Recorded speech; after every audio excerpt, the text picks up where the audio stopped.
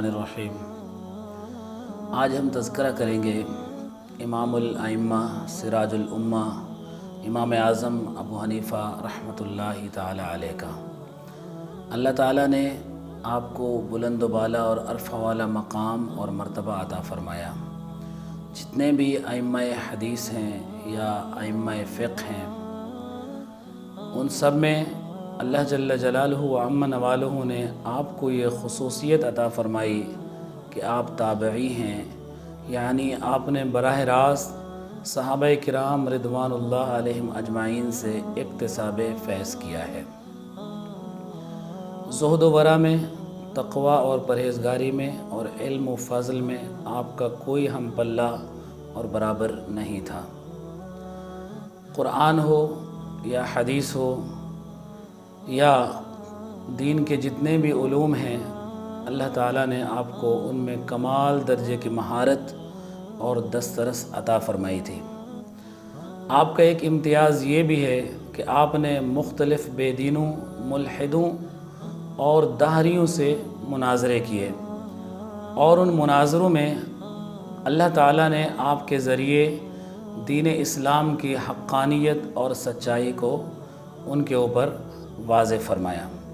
चुनाचे आपके दौर में एक दहरिये से आपका मुनाजरा हुआ जो खुदा का मुनकर था और कायनात को और दुनिया को बग़ैर किसी चलाने वाले के और बग़ैर किसी बनाने वाले के मानता था और इसका कायल था। चुनाचे इमाम आज़म अबू हनीफ़ा अलैहि रहमा और उसके दरमियान मुनाजरे का वक्त और जगह तय पा गई। लोग जमा हो गए और वो जो दाहरिया था वो भी वक्त मुकर्ररा पे उस मकाम पे पहुंच गया। लेकिन इमाम साहिब जानबूझकर ताख़ीर से वक्त मुकर्ररा जगह पे पहुँचे। जब आप पहुँचे तो दाहरिये ने सवाल किया कि आप क्यों ताख़ीर से आए? तो आप अलैहि रहमा ने फ़रमाया कि बात ये थी कि अगर मैं आपसे यूँ कहूँ कि मैं एक जंगल में चला गया और दरिया के किनारे मैं इंतज़ार कर रहा था, इस असना में मैंने देखा कि एक दरख्त ख़ुद ब खुद कटने लगा, उसकी शाखें और उसकी टहनियाँ ख़ुद ब खुद कटने और टूटने लगीं और देखते ही देखते वो दरख्त टुकड़े टुकड़े हो गया। फिर उसके बाद उसकी जो शाखें थीं, जो टहनियाँ थीं, वो चिरने लगीं, यहाँ तक कि उसके तख्ते बनने लगे। फिर मैंने देखा कि वो तख्ते ख़ुद ब खुद जुड़ने लगे और जुड़ते जुड़ते एक सही और सालिम कश्ती तैयार हो गई।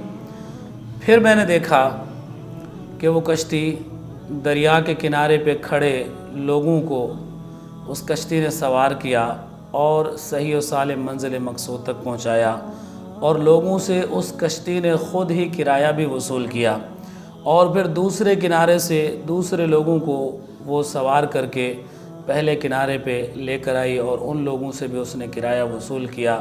तो क्या आप इस बात का यकीन करेंगे, जब आप अलैहि रहमा ने उस दाहरिये मुनाज़िर के सामने ये बात की तो वो हैरान हुआ और हैरान होकर कहने लगा कि आप जैसा अज़ीम इमाम ऐसी बात करे तो ये ताज्जुब की बात है और हैरानगी की बात है और ऐसा तो नहीं हो सकता, ये तो नामुमकिनात में से है।